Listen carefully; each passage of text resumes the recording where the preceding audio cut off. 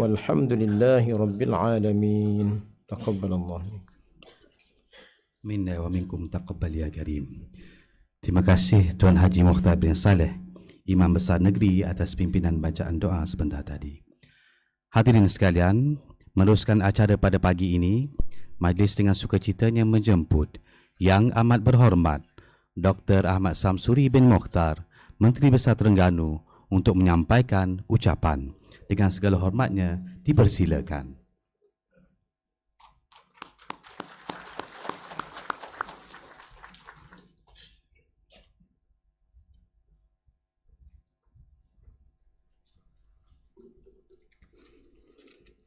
Assalamualaikum warahmatullahi wabarakatuh.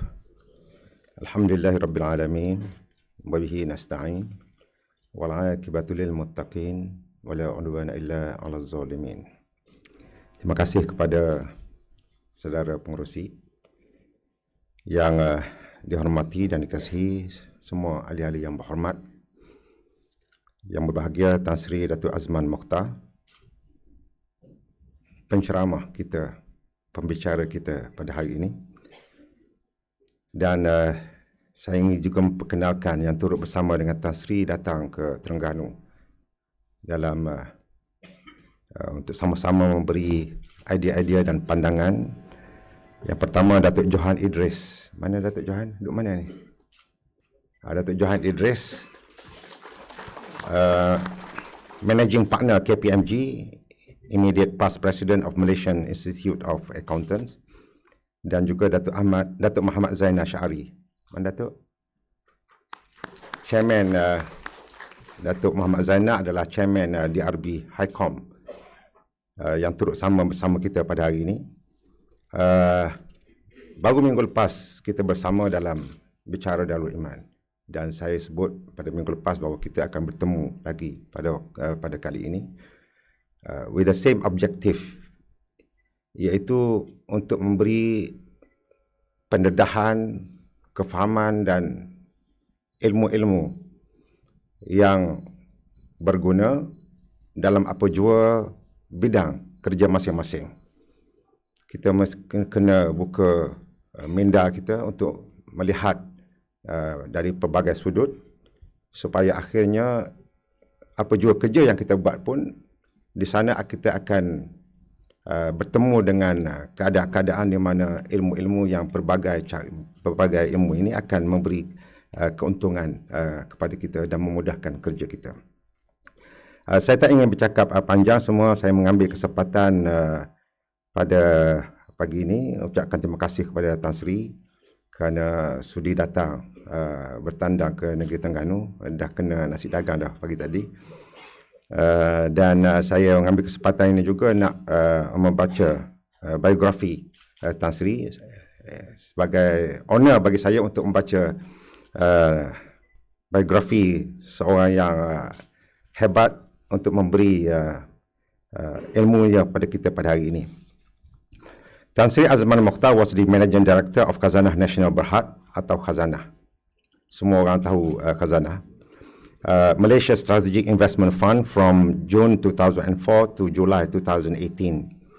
During the 14-year period, Khazanah established itself as a leading sovereign fund in the region as its net portfolio value rose 3.5 times from 33.3 billion in 2004 to 115.6 billion at the end of 2017. He is currently a distinguished visiting fellow at the Centre of Development Studies, University of Cambridge, a by fellow of Darwin College, University of Cambridge, and adjunct professor at the University of Technology Malaysia. During his tenure as a CEO of Khazanah, Tan Sri Azman, among others, spearheaded the GLC 10 Years Transformation Program from 2005 to 2015, the development of the Iskandar Malaysia Specific Economic Development Zone, the internationalization of Khazanah and its companies into China, India, Southeast Asia, Turkey, Middle East, and Europe, and North America, and investing into new growth sectors, notably in financial services, telecommunication, infrastructures, healthcare, and technology. Tan Sri Azman also founded, chaired and served on various board of companies and national public interest bodies, including Axiata Group Berhad and Iskandar Investment Berhad. He also drove the creation of IHH Healthcare Berhad, which is today one of the largest listed hospital healthcare groups in the world. Prior to Khazanah, he co-founded a boutique financial advisory, Binafikir Sedang Berhad, and prior to that was the head of research at Union Bank of Switzerland, Malaysia, and Solomon Smith Barney, Malaysia. He started his career at Malaysia's National Utility Tenaga Nasional Berhad, or it was Lembaga Elektrik Negara at that particular time. Tan Sri Azman obtained MPhil in Development Studies with the distinction from Darwin College, Cambridge University, as a Chevening Scholar, and a diploma in Islamic Studies from International Islamic University Malaysia. So Ustaz juga ni, Ustaz Diploma Islamic Studies. In 2018, he was conferred an honorary Doctor of Letters from Wawasan Open University, Malaysia. He's also a CFA chartered holder and a fellow of the Association of Chartered and Certified Accountant. From 2016 until 2018, he was selected by the World Economic Forum Davos to the Board of Stewards for the future of economic progress and the Board of Stewards for ASEAN Regional Strategy Group. In 2011, he was selected by the World Economic Forum to the Global Agenda Council on the role of business. From 2005 to 2018, he was a member and former trustee of the Asia Business Council. For his services to the nation, Tan Sri Azman was awarded the Panglima Setia Mahkota PSM Medal by the King of Malaysia in 2008, which carries the honorary title of Tan Sri and the titles Datuk in 2004 and Datuk Wira 2017 by State of Pahang and Melaka, respectively. He was born in 1961. He makes home in Kajang, Malaysia, with Mastura, Puan Sri Mastura Abdul Rahman, and together they have 5 children. So, terima kasih banyak Tan Sri, dan we feel very honored to have you today here together with Datuk Johan and Datuk Zainal. Hope we can have a better communication line after this, and you'll be able to help Terengganu government to prosper, insyaAllah. Sekian, wabillahi taufiq wal hidayah. Wassalamualaikum warahmatullahi wabarakatuh.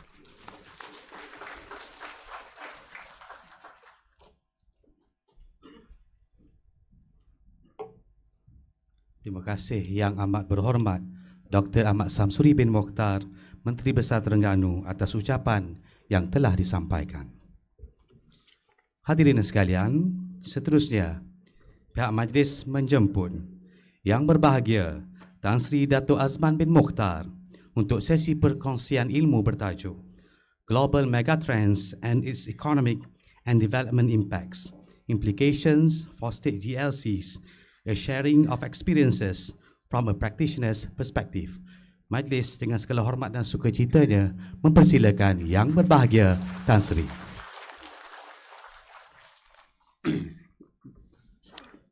Terima kasih Yang Bahagia pengacara majlis. Bismillahirrahmanirrahim. Assalamualaikum warahmatullahi taala wabarakatuh. Dan salam sejahtera saya ucapkan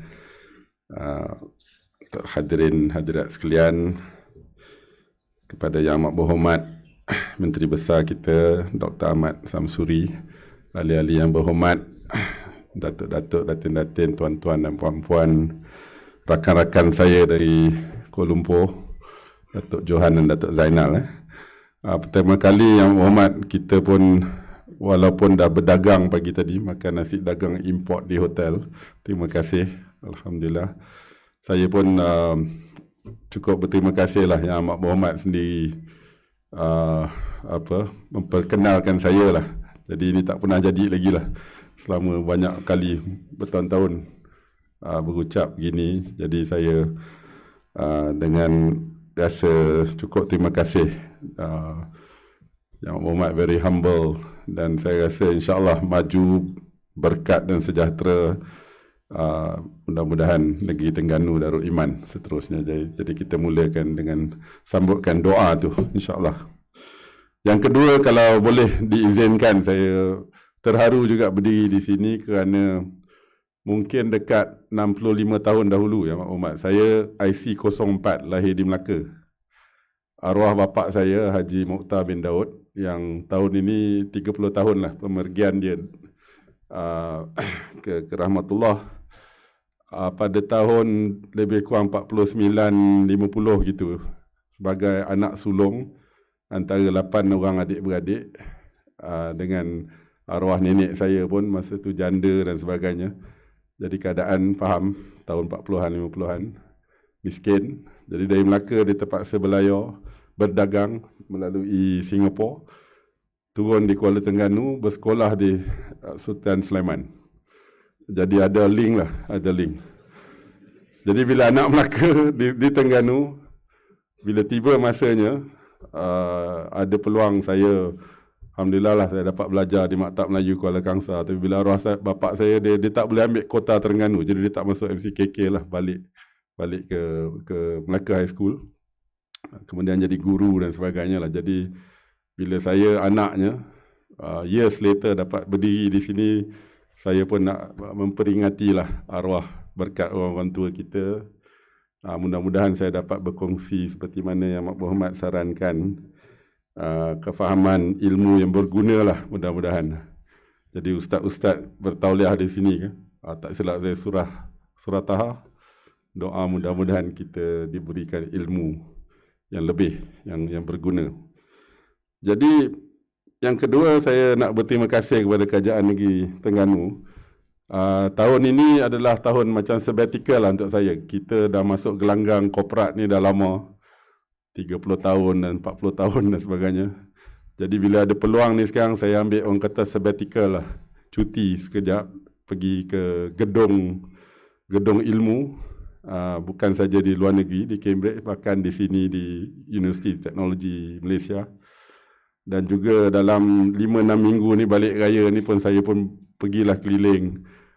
Minggu lepas di UKM, minggu depan di UIA, sebelum tu di Pulau Pinang. Jadi terima kasih. Saya ingatkan mula-mula ni sesi santai minum teh tarik ni dengan kopok lekor. Tengok dah, poster kan dengan Yang Mak Muhammad Menteri Besar. Jadi so gah jugalah kan. Jadi hari ini saya nak cuba kongsi apa yang saya ada. Seperti mana yang ni, saya ada baca sedikit, sebanyaklah tentang Negeri Terengganu. Jadi pada saya, bukan saja slogan maju, berkat dan sejahtera, tapi lebih dari itu yang kita memang sedia maklum, pelaksanaan pelan-pelan ini, the key is in the execution lah orang kata. Masa saya buat JLC dulu, kadang kita kata execute or be executed, dia kata. So, kita main-main je lah, tapi execute or be executed kan. Macam kalau negeri China dia kata execute, be executed tu betul jadi kan. Tapi kita, maksudnya penting kita kena laksana lah. Kita kena kotakan apa-apa janji kita lah, kita faham. Jadi hari ini, dengan izin Yang Muhammad, dalam masa yang saya ada ni, topik yang diberi berkenaan perkataan besar lah, global megatrend. Saya cuba Google Translate. Megatrend ni macam apa? Arus ataupun arah alih. Maksudlah. Jadi yang mega lah, yang besar. Bukan yang kecil-kecil, tapi yang mega. Dan lebih dari itu, dia punya orang kata impak ataupun apakah iktibar yang boleh kita ambil daripada ilmu untuk kita mengkaji arah alih dunia lah yang besar-besar ni. Yang mana yang kita cuba kupaskan dan sampaikan kepada peringkat amanah kita lah. Sama ada amanah besar ke kecil ke sederhana, tak kira lah. Jadi saya akan cubalah kupaskan mana yang boleh. Jadi upfront kalau boleh saya nak cuba asingkan tentang trend yang orang kata structural dengan trend yang cyclical. So, kalau cerita trend cyclical bolehlah, kita sebenarnya tugas saya, yang saya belajar, yang saya laksanakan memang banyak mikro lah. For example, berapa harga minyak, berapa harga sawit, berapa GDP. Ini semua kita boleh discuss, tapi mungkin ini bukan penggunaan masa yang baik. Kita ada peluang bertemu hari ini, alhamdulillah. Kita discuss lebih dari segi structural. Kerana yang saya fahamkan melihat perancangan kerajaan negeri, ini yang kita nak cubakan membuat suatu pertukaran, suatu islah yang lebih baik mengikutkan fakta-fakta ni. Jadi kita memang orang kata bukan bawa tempurung, kita kena tengok apa dia yang dikelilingi. Jadi saya berpeluang duduk di Cambridge tahun ni mengkaji berkenaan dengan sistem pembangunan sebenarnya. Walaupun background saya lebih kepada finance, accounting. Lepas tu belajar part time je, graduate diploma yang maklumat kita kena tahu sikit-sikit lah berkenaan Islamic Studies, pengajian Islam, dan lebih kepada bidang pembangunan lah daripada kacamata tu. Jadi apakah soalan yang saya nak cuba jawab hari ini? Apakah dia global megatrend atau arah ni? Kita akan ada 7 yang saya nak huraikan sedikit. Yang perkara kedua saya dah beritahu tadi, kita kena asingkan antara cyclical dengan structural ni. Kadang-kadang bila kita ni kan banyak sangat serabut, nak fikirkan ini banyak sangat. So kena step back a bit orang kata. Yang ketiga, apakah impak? Yang last 3 ni mungkin saya nak cuba huraikan, nak lebih terperinci.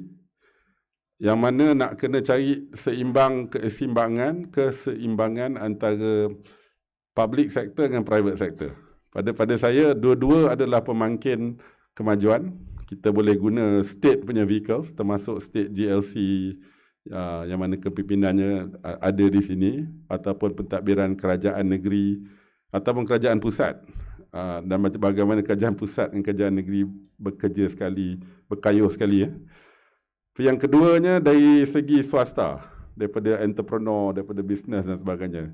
Kita sedia maklum, tak silap saya, hadis yang masyhur, yang banyak rezeki di dalam berniaga dan sebagainya. Jadi kalau boleh kita arus kedua power daripada kedua-dua ni, yang private dengan public ni dapat kita buat sekali. Yang maksudnya yang private ni bukan dia fikir pasal keuntungan saja, dia fikir pasal pembangunan juga, bukan saja pasal keuntungan. Keuntungan penting, tapi ni yang government ni pula dia kena efisien lagi, kena lebih dinamik. Kalau boleh kita haruskan tu, insya-Allah tu asas untuk suatu masyarakat, negara, negeri yang maju, sejahtera dan insya-Allah berkat pada saya. Okey. Yang kedua, cerita sikit pasal development. Yang ketiga tu dari segi micro transformation. Jadi saya nak kongsilah apa yang saya ada berkenaan dengan transformation program yang dapat kita laksanakan semasa saya CEO Khazanah untuk 14 tahun. 10 daripada 14 tahun tu kita ada program yang khusus, lebih kurang 20 syarikat-syarikat GLC yang terbesar lah.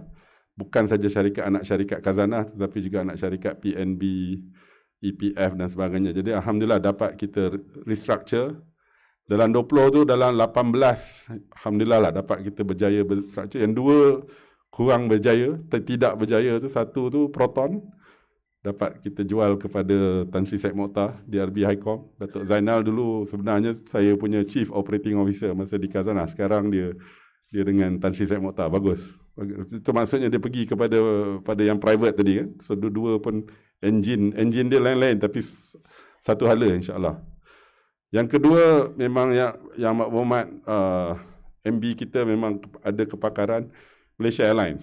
As we know, memang ini saya cuba pun memang saya declare lah tak berjaya, mungkin banyak faktor-faktornya. Tapi yang 18 lain ni alhamdulillah lah banyak orang kata value creation dan sebagainya. Memang ada yang bertanya selepas saya pergi baru ni, Khazanah telah lepas 10 tahun first time dia post kerugian. Actually yalah susah saya nak komen sikit, tapi sebenarnya kalau kita tengok dia actually ada profit, tapi dia buat banyak, dia panggil write off lah. Yang kebanyakan ni Malaysia Airlines lah. Sebenarnya masa saya dulu kita dah write off 70%. Tapi lepas tu mungkin dia decide to write off semua lah, senang. Itu yang jadi kerugian, paper loss lah so to speak. Tapi insyaAllah ada ni kemajuan lepas tu. So ini question saya nak cuba jawab hari ni. Lepas tu saya sebenarnya ada 3 key point lah saya huraikan ni. Jadi kalau mungkin banyak sangat perkara, slide ni pun busy juga. Hanya ada 3 key points yang saya nak cuba sampaikan hari ni lah. Mungkin mudah-mudahan dapat kita sama-sama bicara. Yang pertama, dunia sekarang ni memang orang kata turbulent, perkataan tu. Jadi ada macam-macam cacar marba dia kita ni, tapi kita nak cuba tengok mana yang simptom, yang mana betul-betul cause orang kata, yang mana betul-betul kalau penyakit ni nak tengok bukan boleh tengok dia punya simptom saja, kita kena masuk akar umbi dia, apa dia punya punca.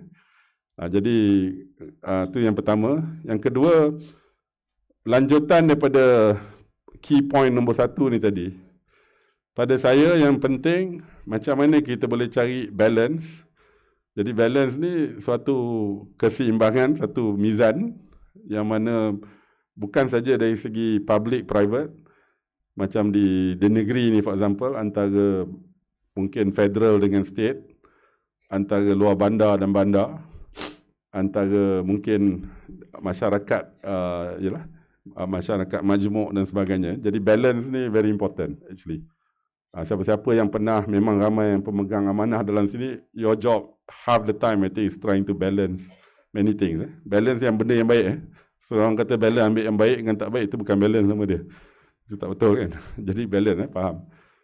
Yang kedua, konsep inclusive development, ataupun tak silap saya yang Amat Berhormat Perdana Menteri pun sebut berkenaan shared prosperity. Ini semua konsep ekonomi sosial kita pun sedia faham lah dalam Islam, of course. Masyarakat macam mana keadilan, social justice, keadilan dan sebagainya. Dan dari segi mikro macam mana nak transform. Pasal macam mana pun konsep-konsep besar ni kita kena bawa kepada daripada 10,000 kaki kepada 2 kaki lah. Macam mana kita nak laksana. Jadi itu sistem transformasi yang dapat kita buat. Jadi penghujungnya, kalau boleh saya dapat ada 2 case study. Saya nak cuba kongsilah setakat yang boleh, insyaAllah. Yang pertama berkenaan khazanah sendiri. Dalam 14 tahun 2 bulan saya sebagai CEO, Alhamdulillah diberi peluang. Dan ramailah orang datang, kita tolong, kita buat macam-macam. Jadi konsep yang kami utarakan, kita laksanakan, kami panggil building, jadi membina lah. Kalau kita tengok ni, orang kata bahasa Inggeris masih present tense. Jadi ni belum, jadi kerja ni tak sudah lah lagi, masih building, present tense lagi ni. Kadang-kadang memang very tense lah, but anyway, that's another story. So dia building through value. Kita kata bukan saja value, maksudnya bukan saja market value, bukan saja nilai, tetapi true value. Apakah itu true value? True value itu dari segi bukan saja financial, tetapi dari segi ekonomi. Adakah kita berjaya dapat mewujudkan pekerjaan, for example, peluang pekerjaan? Adakah kita berjaya untuk menerokai pasaran-pasaran baru, macam sebagai contoh di Indonesia ataupun di negeri China, di negeri Turki dan sebagainya. Itu boleh dikatakan strategik. Yang ketiga, insyaAllah kalau dapat membuat suatu surplus, satu kelebihan ataupun keuntungan dari segi financial, dapat membuat impak yang positif dari segi ekonomi, dari segi pekerjaan dan macam sebagai contoh pembangunan wilayah Iskandar lah, telah diamanahkan kepada khazanah, kita buat di Johor dan sebagainya. Tapi mungkin itu tak cukup. Apakah dari segi pengagihan untuk orang ramai? Satu, bila syarikat ni semua dia sihat, tak ada takbir urus dia baik, tak ada skandal-skandal dan sebagainya, dapat kita tepi-tepiskan ni semua. Bolehlah mula kita mengadakan obligasi kita ataupun tugas tanggungjawab kita dari segi sosial. Kita dapat sampaikan dividen yang lebih sebagai contoh. Dapat buat apa yang disebut sebagai corporate social responsibility lah, CSR. Jadi ini pun sebenarnya bila buat societal punya value ni nak kena jaga sikit. Because ini duit sama ada kita bayar zakat dan sebagainya kan, kita pun faham. Kadang kita nak buat benda yang baik pun cara takbir itu tak betul pun boleh jadi problem. Jadi true value ni ada tiga dia punya cabang. So yang kedua, program transformasi ni tadi, orang kata, kalau orang putih kata, orang Inggeris kata the devil is in the detail. Faham So dia pasal pelaksanaan, devil in the detail tu maksudnya mungkin hantu dia dalam butiran ni tadi lah. Kita kena cari macam mana cara kita nak buat, right? Okay, so ini overview lah actually. Sekarang boleh balik. Sorry. No. The rest nanti kita bincang. Yang pertama megatrend. Ini kalau nak bagi ceramah tiap-tiap satu ni, I think it's a full lecture. And of course, kita boleh tengok dalam banyak kacamata. Tetapi kalau sebagai overview lah ya. Pasal sekarang tahun ni dari kacamata dunia, tapi sekarang dengan globalization dan sebagainya, negeri aman macam apa Terengganu kan, kat mana pun dia tak terselindung lah, memang sedikit sebanyak terkena. Sebagai contoh teknologi disruption, kita tahu bukan je social media, tetapi sekarang orang duk cerita robot, artificial intelligence dan sebagainya, and it's no longer science fiction lah. Kalau kita masuk Facebook, kalau macam saya tak ada Facebook ni semua, tapi adalah Instagram, pasal nak ikut budak-budak kan, anak-anak punya account, tengok dia pindah pergi apa, Snapchat. Kita masuk Instagram, dia pindah Snapchat So, tapi dalam tu kalau dia tengok, saya senang je lah. Kalau saya dah suka baju t-shirt satu jenama, saya beli itu je lah, senang. Color lain-lain je, size sama, brand sama, senang kan, tak payah fikir. Lepas tu saya tengok, dia punya offer dalam tu, dia bagi untuk baju tu. That means dia tengok gambar kita, dia dah baca dah all the trend Ini membayar kan, lain macam So teknologi ni memang tool, orang kata alat So, baik pun boleh, jahat pun boleh. Kita pun faham. Tapi kita kena faham. Panjang lah. Tu pasal masa saya di Khazanah, kita buka pejabat di San Francisco, bukan apa, pasal nak kena ambil tahu.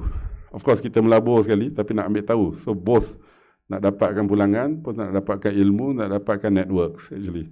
Itu penting sebagai wakil negara kan. Kemudian serupa di London pun serupa, kita buat begitu. Financialization, ini perkataannya agak panjang. Maksudnya sistem kewangan lah, kita pun faham. So masa tahun 98, negara kita dilanda krisis kewangan, apa yang disebut sebagai Asian Financial Crisis. So Alhamdulillah, kita dapat keluar daripada situ. In fact, saya dan rakan-rakan ditugaskan tahun 2004 tu, lebih kurang 5 tahun selepas krisis kewangan bermula tahun 98-99. Fasa pertama tu dapat stable sikit negara di bawah Dr. Mahathir masa tu dengan Tan Sri Nur, Muhammad Yaakob. Dia orang buat financial control, capital control, dana harta, dana modal. Jadi keadaan kewangan lebih stable, tetapi corporate restructuringnya tak habis lagi. Jadi company-company seperti Renung, MRCB, Celcom, TRI dan sebagainya, dan juga company-company lama macam Tenaga, saya dan rakan-rakan masuk tugas kami untuk buat corporate restructuring lah. Ini latar belakang. Tapi sekarang selepas Lehman crisis, kita nampak isu finance secara ringkas lah. Kita faham sistem kewangan, tugas dia sebenarnya ialah untuk support, untuk menolong, untuk membantu, untuk memangkin, untuk menggalakkan ekonomi, real economy. So finance untuk real economy pula untuk masyarakat kan. Sepatutnya begini sequence dia. Tapi hari ini banyak penganalisa mengatakan, kita pun boleh nampak, bukan finance for economy, for society. Finance ni dah jadi finance for finance. Banyak kita tengok orang berniaga atas angin dan sebagainya. So tu yang nampak krisis, Lehman crisis. So ini perkara besar. Sebenarnya dalam tahun ini saya ada peluang, saya buat research dalam bidang ni lah, berkenaan dengan finance, real economy dan sebagainya. Ini isu besar. In fact kalau kita buat kajian, ada satu profesor lah, saya nak quote dia pasal dia classmate saya di MCKK, orang Terengganu pun. Profesor Dr. Nazari Ismail di Universiti Melaya. Dia banyak bertulis berkenaan sistem riba dan sistem berhutang, masalah hutang sebenarnya. In fact, dia tulis buku baru ni, menang award dan sebagainya. Masa tu dia minta tolong saya lah, kawan dia, buat forward pada buku tu. Walaupun saya dengan Nazari sebenarnya dah berdebat 30 tahun lebih lah, lama. Kami classmate di MCKK dulu. Jadi perkara ni sebenarnya bukan lagi perkara sampingan, dah jadi suatu perkara di mana sebagai contoh harga minyak turun naik pasang surut, yang ni bukan semestinya perkara berkenaan dengan minyak, tapi berkenaan dengan spekulasi dari segi sistem kewangan. Jadi sebagai contoh, kalau harga minyak melambung, macam ada satu tahun tu dah lebih dari 100 US dollar per barrel, ini bermaksud yang satu, sama ada pump price, orang nak beli minyak dekat Petronas dan sebagainya, harga naik, ataupun kerajaan terpaksa menanggung subsidi yang besar. Kadang harga makanan, kita tengok di Mexico sebagai contoh, orang rakyat marhain nak beli tortilla, dia makan tortilla kan, tapi harga, pasal ada harga melambung, yang tepung tu dia nak buat, ataupun yang nak makan chapati di Pakistan, ini semua bukan fiction lagi, dah very real. So many of us are very concerned macam mana nak dapat stability. So this is a big mega trend yang membawa kepada yang ketiga, society dan inequality. Ini perkara, kalau kita tengok perkembangan politik di United States, di UK, Brexit, Donald Trump, di Europe, migration, actually kita tengok migration ke benua Eropah. Bila ada migration pula, ada orang di negara-negara seperti Hungary dan Austria, dia kata the far right lah, dia tengok ramai orang Islam kita yang datang ni semua. Jadi banyak kacau bilau ni. Kalau kita tengok punca banyak berkenaan dengan climate change, actually. Macam ada krisis di negeri Syria, bukan saja satu krisis politik ataupun perkauman ataupun Sunni Syiah dan sebagainya, ataupun pergolakan antara kuasa-kuasa besar, but it's also a climate crisis actually. 4 tahun dia kemarau, sebelum ni 4 tahun kemarau, sebelum dia perang tu. Jadi perkara ni, so maksudnya of course semua interrelated lah. Jadi kita ambil iktibar, tanya ustaz-ustaz kita kan, ada banyak ayat-ayat berkenaan musibah, bagaimana malapetaka ni semua boleh, kalau kita kaji, memang kembali kepada tangan manusia jugalah. Kita pun faham yang pecah amanah, yang lalai, yang khianat dan lupa dan macam-macam lagi. Jadi so kita kena ambil iktibar. Ini mungkin analisa tu sekarang ada pula suatu term dia panggil post-truth. Apa benda post-truth? Post-truth ni fitnah lah. Dia banyak dah lepas truth ni, lepas yang hak batil lah kot So fitnah kan. So apa ubat fitnah ni, antaranya fitrah lah kot So balik kepada fitrah, nak balik ni berat sikit, banyak. Kemudian demografik. Demographic change sekarang, dunia 7 bilion manusia. Dunia ni mengikut forecast dijangka 2050 tak silap saya 9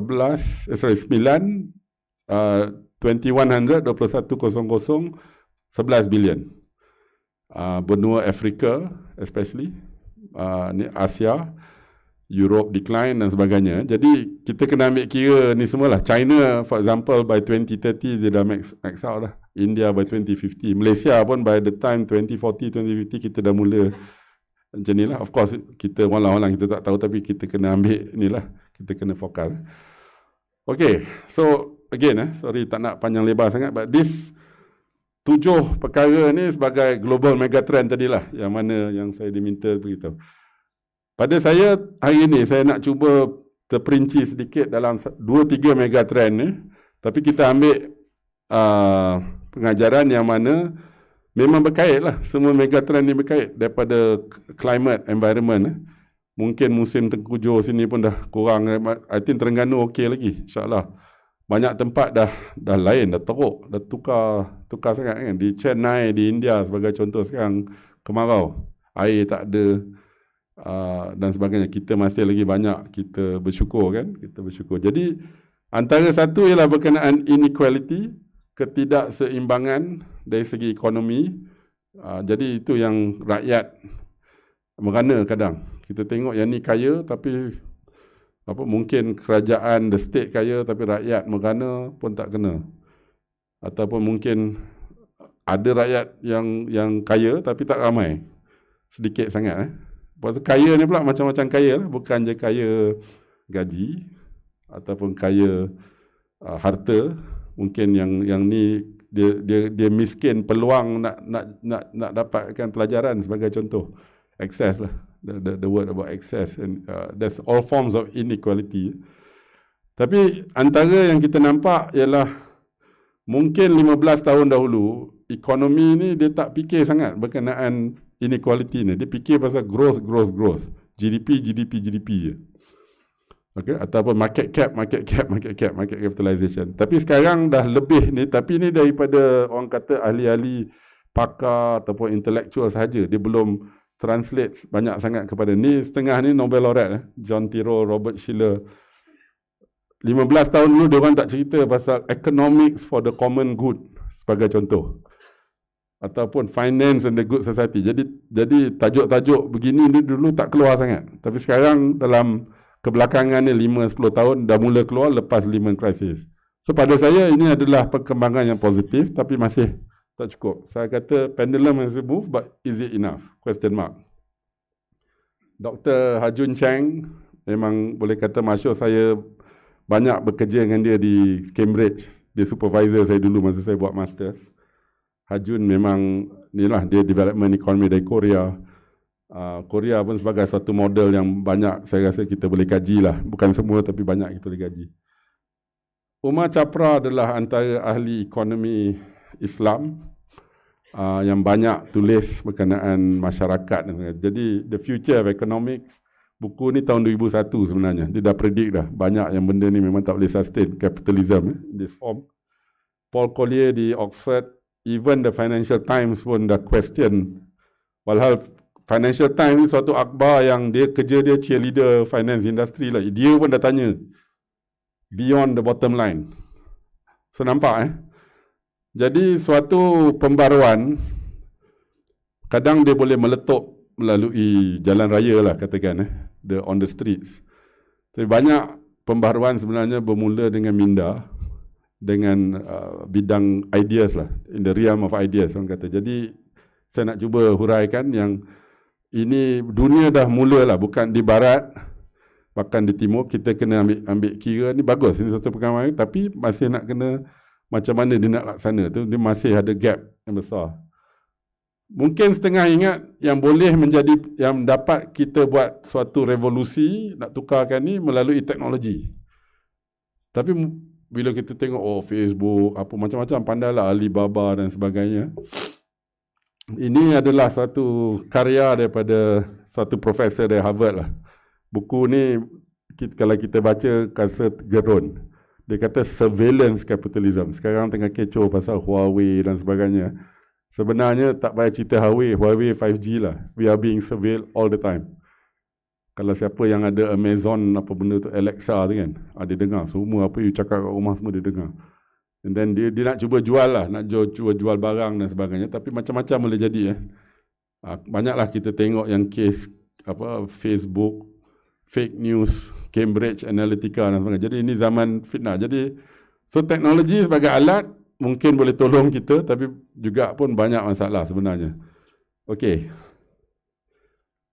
So the theory ini saya kongsi sikit lah daripada gedung ilmu, the Ivory Tower ni tadi, Menara Gading.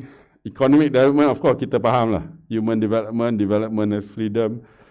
Holistic development termasuk dulu tu Vision 2020, Ibn Khaldun sebagai contoh dalam karya agung dia Al-Muqaddimah, kita memfaham bagaimana masyarakat yang maju turun naiknya, pasang surutnya, tamadun dengan faktor-faktornya. Ni antara sekarang dah memang diiktiraf di barat pun sebagai, mungkin Ibn Khaldun ni sebenarnya ilmu dia ni dah tak silap saya dalam 700 tahun dulu pun dah mula sebagai seorang social scientist atau ekonomis yang mula, yang banyak in the West, di barat dia diingatkan seolah-olah Adam Smith di Scotland mungkin dalam 200-300 tu dengan Wealth of Nations dan sebagainya. Tetapi sebenarnya you can trace back all the way back to seorang sarjana agung Islam, Ibn Khaldun. Tapi yang sayangnya kadang saya dijemput bagi ceramah di Saudi Arabia, di Riyadh. Saya kena tunjuk ni cerita pasal Ibn Khaldun. Basically I'm trying to tell them lah, dengan secara halus ke tak halus, kata actually pasal apa you duk pergi dengar dengan Mak Saleh ni semua. Walhal dalam you punya own tradition ni ada actually somebody that the best scholars in the West are now looking to Ibn Khaldun actually. Kan? Walhal dia ambil advisor semua, you tahulah. Yang American dan Yahudi dan sebagainya. So anyway, of course, political, social, economic, those who are run, of course tak boleh theory je. You kena somehow balance lah tadi, yang kita cerita pasal balance. This chart is actually about the drivers of development. Technology, finance, trade policy, real economy, macro institution. Institusi penting. Political, social factors. Yang decide going daripada kiri ke kanan ni, banyak kadang pressure yang dia kata liberalization, nak kena liberalize, deregulation dan sebagainya. Setengah orang sebut, ahli ekonomi dia kata ini arus neoliberal, dia suruh buat liberal. Yang kita kena jaga ialah cara kita liberalize yang buat perubahan ni kena bijaksana. Dia kena gradual, kena ambil banyak faktor, jangan main rempuh je. Kalau tidak nanti dari segi kemanusiaan dan banyak dia punya perangkap dia banyak. So basically this is the message I'm trying to share. That's why macam trade liberalization, saya di khazanah tu, antara perkara yang saya tak setuju, memang sekarang boleh cerita lah, TPPA dengan Amerika. Because I cakap dengan Amerika tu, dia punya macam trade minister datang, Mike Fromer, kata, Mike, to what do I owe this honor? Dia datang jumpa saya. Dia tahulah yang ni memang kacau, buat kacau, always tak setuju. I said, Mike, I'm pro, economic reform. I said, but your trade is not free trade. This is unfair trade. We want fair trade, not free trade. Pasal dia cuba sekatkan company macam Petronas, Khazanah nak keluar negeri. Actually dia nak target China sebenarnya. Kita kecil je. Tapi so kita kena ambil kira. Jangan, maksudnya kena tengok yang mana yang hakiki, yang betul-betul, yang zahir. Bukan aja yang luaran ya. Dia kata, oh liberalization, freedom is good. Tapi so you have to be, which I'm sure you are lah. Kita kena careful. On the other hand, kita nak ke depan. Kita nak maju juga. Okay. In fact, this is the one I wanted to show. Dari segi finance, of course, banyak problem. Yang chart belah, tak ada yang belah kanan tu, ini menunjukkan macam mana sistem kewangan ni yang dia kata quantitative easing. Senang je, dia nama fancy lah, quantitative easing. What it means is dia print duit lah. Amerika senang kan, dia tak cukup duit, dia print duit. Print duit, orang kaya lagi kaya, orang miskin lagi miskin actually. Banyak problem. Dan bila krisis yang datang, yang kena rescue, banyak banks, yang banyak problem. Kalau kita pergi kota raya Detroit sebagai contoh, ini kota raya yang banyak industri, orang kata dah jadi Rust Belt. Although there are some places macam Pittsburgh, dia dapat revive dan sebagainya. Similarly, kita pun tak immune lah. Sampai kat Malaysia juga, 98 mungkin sekarang pun banyak ni semua. So kita tengok balik lah, ni panjang, ni kupasan daripada buku Umar Chapra, daripada Ibn Khaldun. Dia buat summary lah. Ini kalau boleh saya bacakan sikit lah, daripada dia berapa indahnya. Dia kata 8 wise principles. So 8 prinsip bijaksana lah, of political wisdom, dari kebijaksanaan politik. Setiap faktor ni dia bersambung dan dia turut sama-sama, dia membantu, dia support each other lah, so to speak. So dia bermula dengan circle ni, dia kata the strength of the sovereign, al-mulk, kerajaan, depends on the implementation of law, the syariah. Law lah, ni maksudnya syariah. The syariah cannot be implemented except by the sovereign. Obvious lah. Kita nampak lah kan, tak apa, dia tengah build up. The sovereign cannot gain strength. So pentadbiran ni tak boleh kuat kecuali through the people, rijal. The people cannot be sustained except through wealth, al-mal. Nampak Wealth cannot be acquired except through development, al-imarah. Development cannot be attained except through justice, al-adil. And justice is the criterion, al-mizan, by which God, Allah Ta'ala, will evaluate mankind.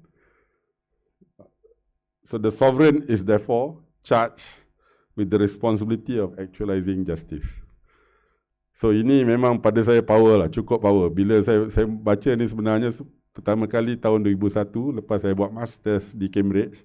Baguslah Cambridge macam-macam ilmu dia ada, tapi ini ilmu dia tak ada. Ini kena baca sendiri. Kena cari sendiri kan. Tapi lebih penting maksudnya ni dia holistic development lah, semuanya berkait. Tapi di tengahnya yang saya faham lah, mungkin ada rakan-rakan kita ustaz-ustaz boleh kita kupaskan lebih. Kalau boleh kita renungkan apa yang kat tengah tu bila kita takbir. Kena adil. Lebih daripada yang lain.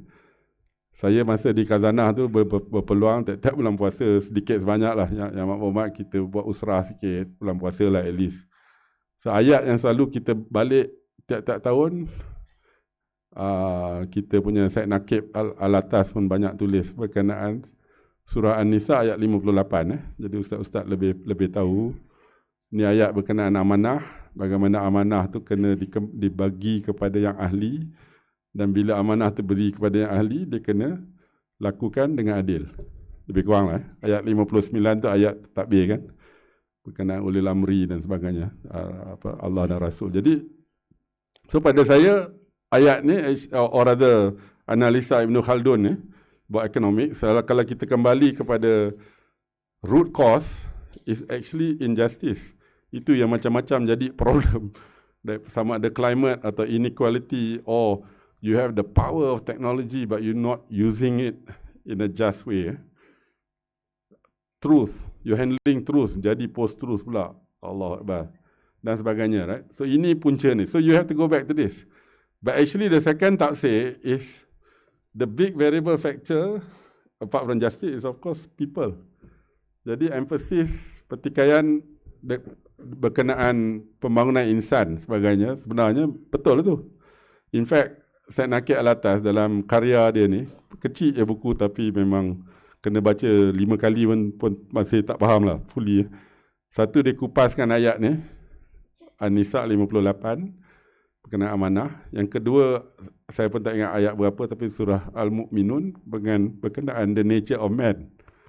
Macam mana insan ni, apa nature of man. Kena faham ni, baru kita boleh faham apa tugas kita. Jadi, kalau kita jadi ciri-ciri keinsanan, humanism to the people, the human capital development, kemudian bila nak mentadbir negara dengan adil, insya-Allah kita atas landasan mudah-mudahan yang Amat Berhormat dan kepimpinan suarakan berkenaan maju, berkat, sejahtera. InsyaAllah itu yang saya faham. Ini daripada research saya panjang cerita dengan kalau kita cuba kaitkan dengan global megatrend dan sebagainya. Okey, Malaysia at 61 ni slightly out of date lah. Saya sekarang tak ada secretary semua, so ni kena buat sendiri semua. Alhamdulillah. So, Alhamdulillah lah, banyak kita, to be honest, kadang kita lupa banyak, saya tengok tadi lagu Negeri Terengganu, bagus lah. Tak boleh kufur nikmat tak boleh. So nak kena ingat. Dalam banyak ni, actually to be honest, syukur. Banyak kita nak syukur kan. So dah banyak ni, tetapi of course, yang ni, ni mungkin some of the key points saya nak cuba sampaikan. Cerita pasal balance ni tadi. Mizan, keseimbangan antara state and market lah. Panjang cerita lah. But dulu in the West, dia punya shareholder movement, dia cerita the business of business is business. Wah, sedap bunyi And government has no business being in business, dia kata. Saya berdebat lalu. Dia kata, you cakap senang lah, you ingat semua efisien, walhal banyak business fail, saya yang kena rescue, nak kena perbetulkan kan. Macam-macam lah, cerita kroni, cerita apa semua kan. Yang ni patut yang masuk jail lah, apa semua, macam-macam ada. On the other hand, betul lah juga dia kata, kadang bila yang jaga GLC ni semua, dia ingat dia boss, dia buat suka hati dia, sombong, dan sebagainya pun tak betul. So antara manager punya problem, yang jaga manager ni, kita pun faham, dengan entrepreneur yang tak baik pun tak elok, insyaAllah dua-dua boleh jadi baik actually. Dan dua-dua juga penting. Untuk pentadbir, the wisdom, the bijaksana tu is in figuring out kuda mana nak pergi masuk ni lah. Kalau Mat Saleh kata, dia kata horses for courses lah. So maksudnya certain kuda ni, kalau yang dia racing tu, kalau yang track yang kuda pandai lompat tu, you tahu tu kalah lah kuda tu. Tapi kuda kalau yang melaju tapi dia tak erti lompat, dia taruh yang macam steeple chase, kalah lah dia kan, dia tak boleh, dia jatuh. So itu yang sebagai analogi, faham lah kan. So kita kena ambil kira, pada saya ism ni tak penting. Setengah orang kata capitalism, betul. Setengah kata socialism ke, ism ni semua. The only ism, of course kita pegang pada agama kita Islam, is pragmatism lah. Mana yang work, kita ambil lah. Kita ambil lah, itu je. Pragmatism lah, senang. Ism semua ni tak elok. Okay. So banyaklah. Ni later mungkin during Q&A, nanti lagi senang saya uraikan melalui case study. Banyak ni yang mana public sector instrument, private sector. So tiap-tiap ni adalah suatu kaedah yang tersendirilah. So sebagai contoh, stock market. Banyak orang rasa, oh kalau dah listing tu bagus, dapat saham. Kalau dulu tu dapat apa, pink form. Tapi sebenarnya listing ni tak semestinya baik, tak semestinya tak baik. It depends. Ada masa kita boleh list, elok list. Ada masa kita delist actually. We take it off the market. It depends. So macam Malaysia Airlines, pasal bila nak buat rombakan besar, saya terpaksa keluarkan daripada market lah. Pasal kalau tidak, tiap-tiap quarter kena keluar, memang kacau lah, susah. On the other hand, kalau you tak list, dia tak ada transparency kurang. Itu saya insist. Saya harap dia masih buat lah. Tiap-tiap quarter saya kata, you kena keluarkan report. Rakyat kena tahu macam mana progress ke tak progress dan sebagainya. Okey. Jadi, yang kedua berkenaan sovereign wealth fund. So ini saya berpeluang berbincang sedikit dengan Yang Amat Berhormat Menteri Besar. Kita ambil contoh pentadbiran wealth, mal ni tadi, sovereign wealth yang baik adalah antaranya di negeri Norway. Seperti kita sedia maklum, dia punya dana ni dah jadi 1 trilion. Satu jumlah yang cukup besar. Tapi lebih penting dia tu, I think dia punya population mungkin dalam 5 juta je kan, Norway ni. Tapi dia punya kawal. Dia punya kawal, cara ni kadang saya pun pernah pergilah. Orang Norway ni komplain, kata jalan ni pothole lah, dia tak repair lah. Tapi dia betul-betul dijaga. Very good. Takbir urus dia memang very, very good. Exemplary. Kita ingat, but actually if you look back, I was discussing dengan my friends last night. Ada hamba Allah ni orang Iraq actually. Dia tolong mulakan. Pasal dia ni kahwin orang Norway tahun 70-an. North Sea Oil baru jumpa. Anak dia cacat actually. Sepasal anak dia cacat, dia nak datang ke Norway pasal dapat state benefit dan sebagainya. Terus Norway ambil dia, orang Iraq ni, orang Islam, tolong develop the system. Ramai orang tak tahu. Saya pun tak tahu until saya baca dalam Financial Times cerita ni. So ilmu tu mana-mana ada sebenarnya. Mana-mana ada, kita boleh cari. Okay, so kalau di negeri Terengganu dengan orang Ehsan, there is a concept, mungkin saudara-saudari pernah dengar, yang dipanggil resource curse, quote unquote. Jadi maksudnya, walaupun banyak natural resource, kekayaan ataupun khazanah daripada bumi dan sebagainya, tetapi daripada benda ni jadi baik boleh jadi musibah kalau kita tak jaga. Maksudnya mungkin kerana banyak ni dia rasa dia boleh joli sebagai contoh, boleh, dan sekurang-kurangnya kita manusia kadang lupa, lalai dan sebagainya. Jadi yang saya nampak antara negara termasuk Norway, dia kawal ni dia put hard financial parameters or indicators. So macam US, mungkin kita pernah dengar, dia kata government shutdown. So kalau dia tak boleh belanja, 1 sen pun tak boleh belanja. Kabarnya Donald Trump bukannya tak boleh buat wall, dia nak pergi travel pun tak boleh. Because they have a very hard, Singapore actually has a hard financial criteria if you reach a certain percentage. So this is something ditaruh dalam constitution. It's a hard instrument, tapi it may be something that you may need to put in untuk situasi atau keadaan di mana you ada big natural resource well. Otherwise the resource curse, or what economists call the Dutch disease. I think the Dutch disease pasal Holland, dia alalih macam dia yang runtuh. Dia discover oil, and as a result banyak duit masuk, dia dah lupa dah. Dia dulu pandai buat industri, dia dah lupa, dia dah lalai. Manusia, normal kita boleh predict dah. So similarly, while it is a benefit, berkat mungkin orang dulu-dulu, orang tua-tua, doa dia orang tu, negeri ni berkat, macam-macam ada, kekayaan Allah Ta'ala bagi. Tapi kalau kita tak jaga dengan baik, ini boleh menjadi satu sumber untuk benda-benda yang tak baik. Jadi kita kena fikirkan. Jadi sovereign wealth fund, of course, boleh jadi yang baik, boleh jadi yang tak baik juga. Cara pentadbiran lepas tu, termasuk investment management dan sebagainya. Banyak lesson. Norway is one of the good ones, I must say. Jadi di Khazanah, kita yang saya cerita tentang financial, strategic dan societal return, saya cuba kedepankan konsep bukan sahaja sovereign wealth fund tetapi sovereign development fund. Suatu fund yang mana dia punya objektif bukan kalau hanya wealth management dia buat satu ni cukup lah. Financial return kan. Tetapi lebih daripada tu nak cuba dapatkan strategic dan societal. Okey. Okeylah, ini saya 14 tahun lebih, alhamdulillah dapat kita bangunkan lebih kurang 200,000 lah orang, walaupun Khazanah holding company. Khazanah hanya dalam 480 orang lebih kurang. Kita dapat berkembang dan sebagainya. Dan sebagai contoh lah, ini financial, strategic, societal return. Financial return ni macam-macam. Jadi bukan aja buat profit, tapi bila kita melabur, kita ambil risiko, mudah-mudahan dapat keuntungan. Kita kena ingat, jadi bila buat pelaburan memanglah ada kadang untung, kadang rugi. Kita boleh-boleh kita tak nak rugi lah kan, kita nak untung.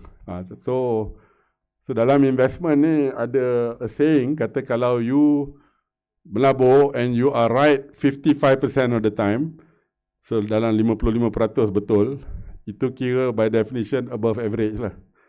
Kalau 60% actually you will find you are actually doing quite well. Maksudnya you may get wrong 40% of the time, tapi 60% you are right.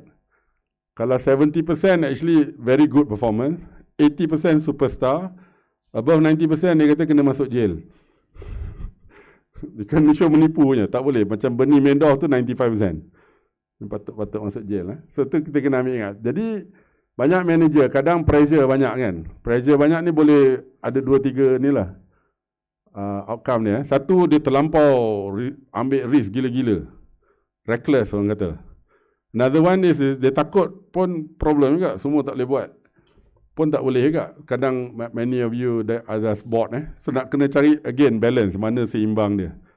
Keseimbangan ni kena berlandaskan pada ilmu, kepada tadbir urus yang baik, kepada mudah-mudahan dapat diilhamkan gerak hati dan sebagainya. Yang benda yang bagus, yang baik. Jadi ini antara yang saya nak kongsilah. Strategik ni kita dah bincang sikit, dan societal return kita dapat buat. Khazanah of course nak kena jaga duit dan sebagainya.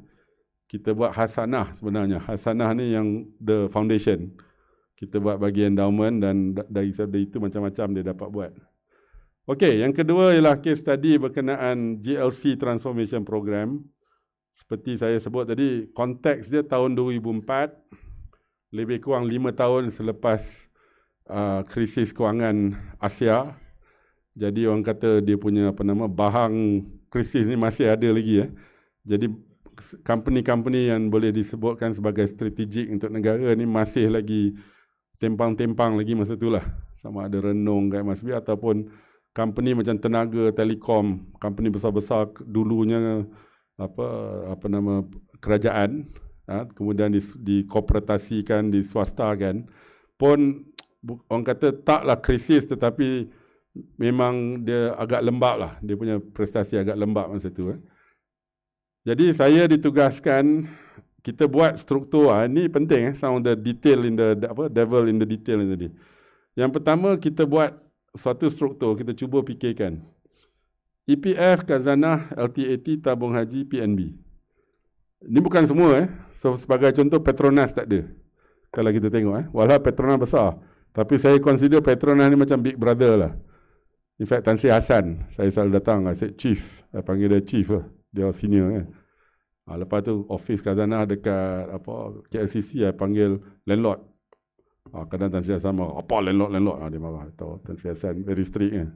I said, chief, ni kata apa chief, saya cakap ni. And then I kata, tolonglah bagi semangat sikit. Kita orang Masih belajar lah, muda-muda CEO ni. Muda-muda belaka. Time tu semua 30-40 tahun kan. Pasal ramai yang leader-leader corporate masa 98 crisis habis actually. Habis. One generation were wiped out almost. So we were thrown in. Gerun lah of course. You know. But belajar, so kena belajar first of all. So minta. So Petronas tak ada pasal we consider them a role model. Dia pun of course Petronas report to the Prime Minister direct, Petroleum Development Act 1974, banyaklah faktor-faktor lain. Tapi Tan Sri Hassan tolong saya nak buat procurement for example, dihantar orang, kita buat something called the Red Book lah, Datuk Zainal tu nah, dia buat dulu macam mana sistem tender Petronas yang the best practice, macam mana kita ambil ilmu dari dia. Kita ambil dari Shell sebagai contoh, ramai datang dari Shell. Shell as opposed to SO, Shell banyak dia punya human capital development, orang tempatan dia tolong bangunkan. SO different culture, ada dia buat tapi tak sebanyak macam Shell sebagai contoh. So kita buat satu struktur, pasal ini kita kena ambil kira, kita tak boleh main bulldoze because EPF sebagai contoh, dia punya objektif kewangan dia lain daripada Khazanah, lain dari PNB, lain dari tabung haji, lain pada ni. Dia punya ciri-ciri dia sebagai contoh, EPF, kita pun pencarum kan. Saya tak nak EPF pergi masuk China, masuk Turkey, saya tak nak actually. I want my pension to be safe, reasonably safe. Low return tak apa, asalkan selamat. Tabung haji, you taruh, you want tabung haji bayar zakat, bersih kan, kita nak, itu penting. So dia lain-lain. So you tak boleh kata one size fits all. Ini kena ambil kira lah, kena fikir. Tak boleh main, so banyak perbincangan sebenarnya. Kan banyak kita berbincang, bermusyawarah dan sebagainya. Lepas tu kita cuba dapatkan yang ni. So we create a structure. In fact, saya ditugaskan nak kena bawah tu 20 GLC ni tadi. Setengah ni satu share pun Khazanah tak ada. So macam mana saya nak beritahu Saim Dabi for example. Buat macam ni. Dia kata, who are you? You're not even my shareholder. Betul lah tu. Tapi saya ditugaskan oleh kerajaan, masa tu Pak Lah dan Menteri, untuk buat gini-gini. So kita buat sesuatu. Jadi dalam pemikiran yang pertama, in this case, saya nak cuba kongsi pada saya lah. Kita dah planning, fikirkan siap-siap dulu. Jangan tergesa-gesa sangat, tapi banyak bincang, syura dapatkan. And of course, mula-mula orang kata, lah ini restructuring. Kita pernah tengok kan, dah banyak kali dah konsultan, macam-macam konsultan masuk. First meeting. In the end, by the time we graduate, 29 meeting. First meeting kata, alah, ini. Kau tengoklah lepas 6 bulan ni tak ada dah. Habis dah hangat tak ayam. Normal lah. Ni human reaction. Tengok, next month ada lagi. Allah, leceh betul lah dia orang ni. Kena buat report lah buat ni. 2 bulan lagi. Apa Azman ni? Gila punya budak ni. Normal lah kan. Kita faham kan. Psikologi. Kalau kita kat situ mungkin kita pun merongok macam itulah. Normal lah. 3 bulan kata, bloody hell, this guy is serious man. I better do something. 4 bulan dan sebagainya. Jadi actually ada movie maker Amerika ni, Woody Allen, nama dia buat joke banyak kan. So Woody Allen kata life, I banyak quote lah, Zainal ingat lah. Life is 90% turning up, dia kata. So kalau kita fikirkan, you tak payah rocket science lah, tak payah brilliant, tak payah pandai sangat, you just turn up lah insyaAllah. Tapi kalau kita ambil daripada pengajaran Islam, istiqamah lah kan. Kalau buat tu, buat walaupun sikit kan, sikit ilmu ke buat amal tu, sikit lama-lama jadi bukit. So, I think that was one criteria of what we were able to do lah. The numbers are there lah. Nanti saya pun dah sampai kepada Yang Amat Berhormat, ada some copies. The GLC graduation report card adalah buku tebal-tebal dalam tu. InsyaAllah saya pun perkenalkan kepada kerajaan negeri, rakan-rakan saya yang buat transformasi dulu So dia orang pun insyaAllah dia banyak tolong orang di luar negara, di dalam negara. Of course you have to do your own template lah. This is the important thing. Okay. So struktur. Yang kedua KPI. Macam-macam lah. KPI, setengah orang kata KOPI, kopi KPI. Actually it's not rocket science lah. Betul. Saya setuju. Ada setengah CEO orang kata in fact Datuk Nazir actually, CIMB. Datuk Nazir kawan baik. Effort dia kata, rather than the wrong KPI, better not have KPI. Betul, saya setuju. Because kalau you tahu KPI yang tak betul, memanglah. Arah tuju dia tak betul. Or you tahu KPI, actually KPI tu betul, tapi you tahu target tu terlampau lembik ke, ataupun terlampau tinggi pun tak elok. Nanti orang ambil risiko tak kena. Kenalah buat yang betul-betul kan. And then of course you kena ikhlas lah. Kalau dia tahu KPI ni tapi actually dia buat sambil lalu je, dia tak serius pasal apa, bos suruh buat, Perdana Menteri suruh buat, Khazanah suruh buat, MB suruh buat, pun of course you and I know itu tak edit juga kan. Alat lah, benda alat ni alat, penting tapi it's not orang kata end all and be all, but it's important. But actually to be honest, the first one year kita buat KPI lah, buat lah sistem macam-macam, somehow tak jalan juga. Until one day we did kita kata headline KPI. Maksudnya you announce to the world, this is my KPI. You dah ikat lah kata, aku tak boleh lari dah ni. Especially these are listed companies. Saya belajar ni dari New Zealand. Saya tengok di New Zealand, dia punya syarikat melalui akta dia, every January 1st ke something like that, dia kena announce. Kalau awak jaga air lah katakan, these are my KPIs. Okay, so you perform ke you tak perform, you tengok ni, kena jawab. Kadang-kadang mungkin ada sebab-sebab yang tertentu, okey lah, tak apa. Kita faham kan, kalau awak jaga kelapa sawit, for example, harga kelapa sawit jatuh, nak buat macam mana? Tapi adakah awak, mentadbirkan business tu in a way that you boleh anticipate berkenaan ni kan? So KPI is one. Senior management change ataupun lebih penting contract actually. Kita tukar, kita kata kita faham, sistem dulu lain, kan? Sistem sekarang lain, kita faham. Macam saya dulu pun, saya 10 tahun di Lembaga Elektrik Negara Tenaga sebagai pemegang beasiswa, kita serve kita punya kontrak. Jadi saya faham culture dalam ni memang saya kadang cerita dengan kawan-kawan saya di Khazanah, saya kata, oi, korang sabar sikit. Saya dulu 9 tahun baru dapat promotion, first promotion. Pasal dia very hierarchical, selagi senior tu tak keluar, tak pencen, tak mati, you tak boleh naik lah. Normal lah kan, macam mana dulu, sekarang lain kan.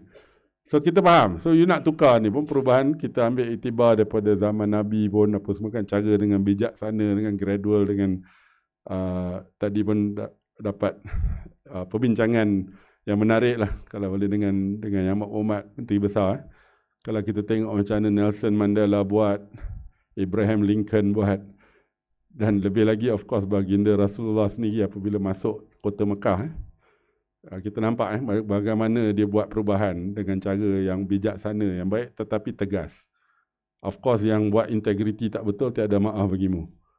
Itu bab integriti, bab prinsip. Tapi bab perubahan kita kena ambil kira faktor-faktor sosial dan sejarah dan legacy dan warisan dan sebagainya. Jadi ini penting. So kita buat perubahan tu, kita kata okay, you now have the option, you ambil.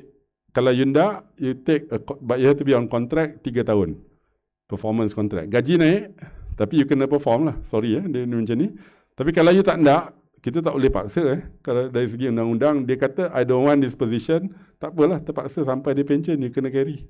Company macam tenaga, telekom, itu memang sistem kita tak boleh bulldoze saja macam tu. Itu kita dah ambil kira semua ni. But dalam 3 tahun tu, in the first cycle, I think about 40% tukar.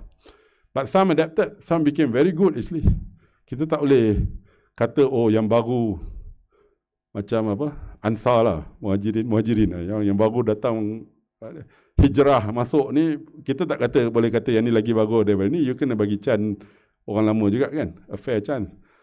So then we saw, in fact I saw some of the best performers came from old ke from new, some of the new one, CV dahsyat-dahsyat, tak perform, ada juga. You cannot really say, you have to give people a chance. Okay, the board reform is very important. So board ni steward, board tak boleh just, kadang pressure lah, macam Khazanah, bila you're on the board, semua orang tengok Khazanah. Apa Khazanah punya pendapat. So you're trying to read our lips. I kata, guys, kita on the board ni, kita kena sama-sama. Takkan kita seorang je nak carry, nak ni kan. Semua orang ada tugas je kan.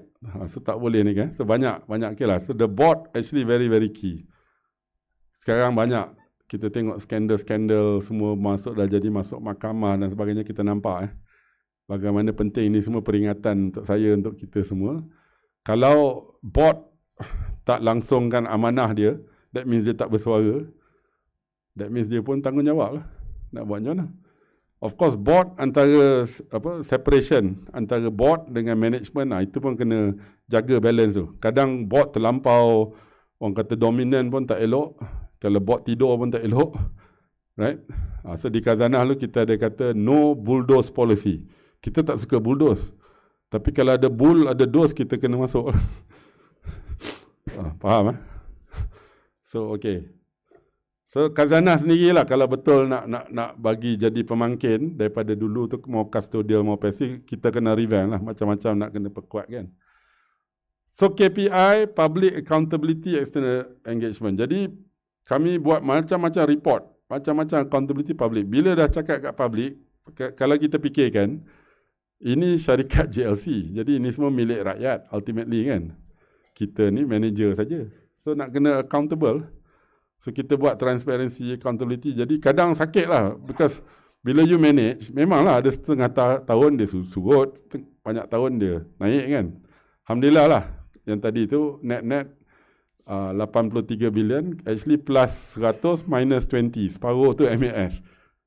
In fact yang baru ni dia susut. Was a lot pasal market, but also pasal dia orang provide everything lah yang saya faham lah dengan dekat MMS. Tapi macam mana pun bila disiplin kita berdepan dengan public engagement, you buat sistem suatu institusi di mana tiap-tiap tahun bulan Januari lu saya orang kata rain or shine ke, bila kena keluar juga berdepan explain. Lama kelamaan walaupun orang tak setuju 100%, dia kata okay, I accept, or rather I understand this explanation, gini-gini, dia terima lah. Sama-lama dialog kita pun, orang kata check and balance pada diri sendiri. So this system of accountability very important.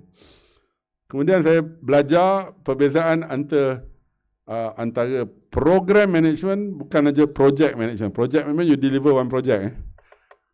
A program is a series of many projects. Actually banyak kerja. Pasal yang semua ni berkait. So you need a strong program management team to put it together. Usually in the center lah. Then this is another lesson. There are other factors. For example, in this case 10 tahun. Kadang masa tu sendiri is something that helps to perbetulkan. It heals lah. Time is the best healer lah. You've heard of the concept. So maksudnya bila kemudian support daripada project sponsor. Yang ni Yang Makmumat Perdana Menteri masa tu. Kalau di Terengganu, Yang Makmumat Menteri Besar sendiri telah menyatakan nak maju, berkat dan sejahtera. Tapi the detail tu antaranya program nak kena perbetulkan dengan cara yang tegas, tetapi juga yang cara yang bijaksana. Ini penting. So you must have the sponsor from the top leadership. Kalau top leadership tak enlighten, and kedua kalau enlighten pun tapi tak komitmennya kurang, tak istiqamah, dan tak jadi actually. So I think we were able to do this because of the long period we were given. Of course, there are one popular thing we have to tell ourselves, kata stay the course. That means nak kena tabah dalam ni. Okay. So the key lessons pada saya about inclusion, the right mandate and philosophy, okay, kita dah cover. External conditions, banyak perkara yang kita tak boleh kontrol di luar ini, tetapi InsyaAllah kalau kita merancang, kalau kita bukan je merancang tapi mengambil tindakan-tindakan tertentu, kita faham kalau kita tengok surah Yusuf, Nabi Allah Yusuf 7 tahun kemarau dan sebagainya, dia pun jaga khazanah Mesir. Kita ambil iktibar dalam tu. Macam mana kebijaksanaan sistem perancangan, of course dapat keberkatan dan sebagainya. Ini sebanyak yang kita tak boleh kontrol, tapi actually banyak yang boleh kita kontrol kot, insyaAllah. Internal condition for sure you can control. This is within your power. You dah diberi kuasa, dan dalam kuasa tu of course the amanah. Management, leadership, governance.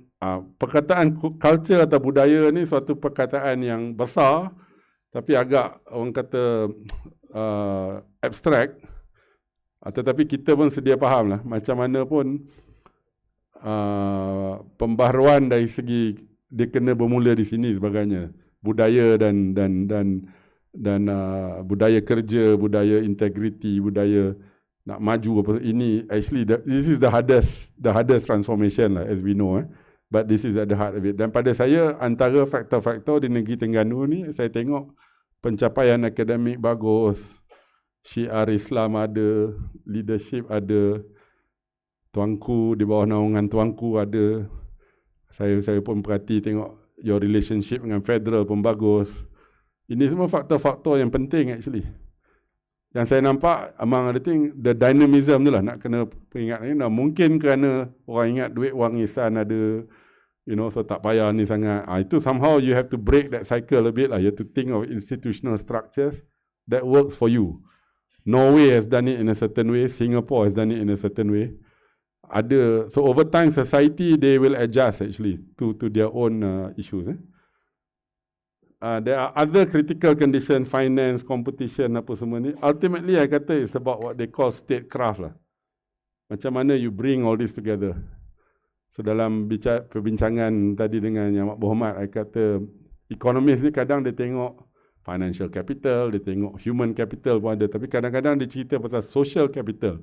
Satu konsep di mana modal social. Modal social ni termasuk adakah masyarakat ni boleh dia punya level trust ataupun kepercayaan dan respect, toleransi kepada each other tu is strong. Bila masyarakat tu bukan je dalam masyarakat Islam dengan bukan Islam dengan negara lain ni baik, dan alhamdulillah ada stability. Bila ada stability tu, you boleh build macam-macam technical solution bidang education, kewangan, industri, pertanian dan sebagainya. Tapi ini asas. So you must have the social capital. And I think yang saya nampak di bawah kepimpinan Yang Amat Berhormat, memang ini nampaknya ialah a very key strategy lah. I wanted to try and establish. Yang saya nampak orang dapat buat kemajuan, you must build it. Of course, atas prinsip. Ini bukan of course just for the sake of ukhuwah ni. The principle of course comes first.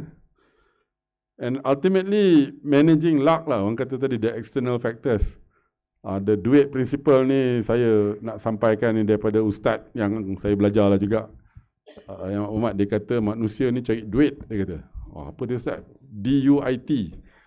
DUIT dia kata doa, usaha, ikhlas, tawakal. Ustaz lebih tahu. Of course nak kena ikhlas niat, usaha nak kena betul. So ramai profesional ni kami sibuk berkenaan usaha ni actually. Macam-macam strategi, KPI, of course penting cara you usaha, but of course the niat got to be right, the right mandate. And then kadang lupa, doa very important. And then tawakal lah. So to me, this is the formula to manage orang kata luck. Kadang dia tengok orang buat nyona pun tak jadi. Nak kena mandi bunga kot banyak kali. Macam dia macam lebay malang kan. Tak jadi. Why tak jadi? Ni yang saya cuba kongsi lah. This is one formula dia kata. So negeri Terengganu, this is I think the second last slide. Alhamdulillah, natural resources banyak.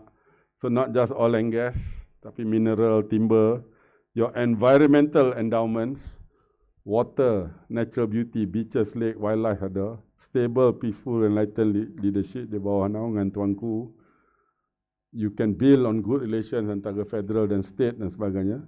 There are pockets and centers of excellence, education, sekolah imtiaz, tak silap saya, imtiaz betul sports management sebagai contoh, existing and upcoming infrastructure, Petronas as your anchor tenant di sini, ECER, orang Terengganu kata apa, Ecer, saya faham dah, baru belajar semua, Ecer pengagihan Ecer, bagi-bagi Ecer, Kelantan lain yang umat, besok lain, Ecer. Of course juga ada highway ECRL lah coming up. So ni semua alhamdulillah. But as I said, you must avoid yang saya nampak lah. Obviously you pun tahu, or lebih tahu actually, the resource curse. Saya dipahamkan Tan Sri Rahim pun datang bercerita tentang property overhang or over reliance on a few key sectors. So you need to diversify sikit your sources of economic growth. Scale. Negeri Terengganu, negeri yang berkat, tetapi dari segi human capital population tak besar. Kita sedia maklum. And the per capita income, of course, this is not the only measure, tetapi masih lagi below average. So how do you scale up and new growth engines? I'm sure tiap-tiap hari, siang, malam, you're thinking this through and doing many things. And ultimately, kalau semalam berbincang dengan Datuk Speaker, dengan Datuk SUK, macam mana mungkin ada terputus sikit. Kalau pencapaian akademik bagus, pergi ke universiti, Tapi bila nak cari kerja, mungkin kurang pekerjaan ataupun kurang pekerjaan yang setimpal dengan kebolehan orang ramai. Yang saya nampak lanjutan dari itu mungkin ini dari kacamata orang kata dari luar lah, bukan expert, ini yang saya nampak dari luar. And saya maaf upfront mungkin ni tak lengkap, tapi yang saya nampak yang pertama, saya rasa bagus because tak semestinya orang nampak ni you're trying to drive inclusive development and shared prosperity. So dari segi dasar, dari segi strategi, saya tengok quoting surah Al-A'raf dan sebagainya. Nampak so PITAS 2030.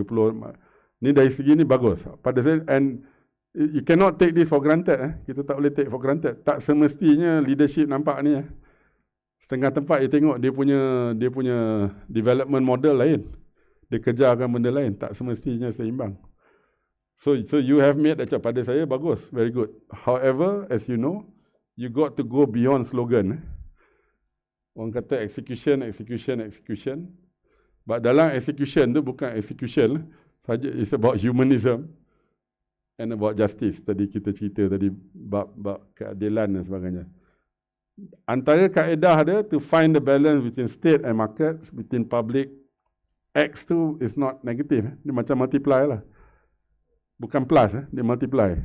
State and markets, public and private, GLC dengan entrepreneur. Kalau boleh, I think if you're able to get that mix right, ada masa you guna ini, ada masa ni, ada masa you guna dua-dua. Of course, dua-dua kena berasaskan yang ni tadilah, dasar apa semua ni, human capital, culture dan sebagainya. InsyaAllah your level of dynamism, the maju part in your maju berkat dan sejahtera will go up.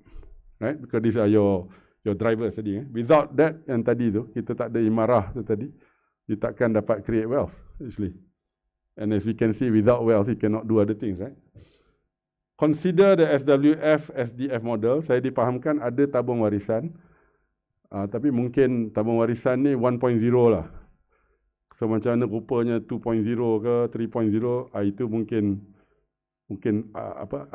perlu dipertimbangkan, ambil praktis yang mana yang bagus. Mungkin of course nak kena disesuaikan di dalam konteks negeri Terengganu dan masyarakat di sini dan sebagainya. But kita faham the moral hazard, as they call it, the resource curse ni tadi, wang ihsan ni can be a negative unless we know. We can see negeri Saudi Arabia for example, banyak isu. Allah Ta'ala bagi 25% of the world's oil reserves there. Nigeria banyak sangat.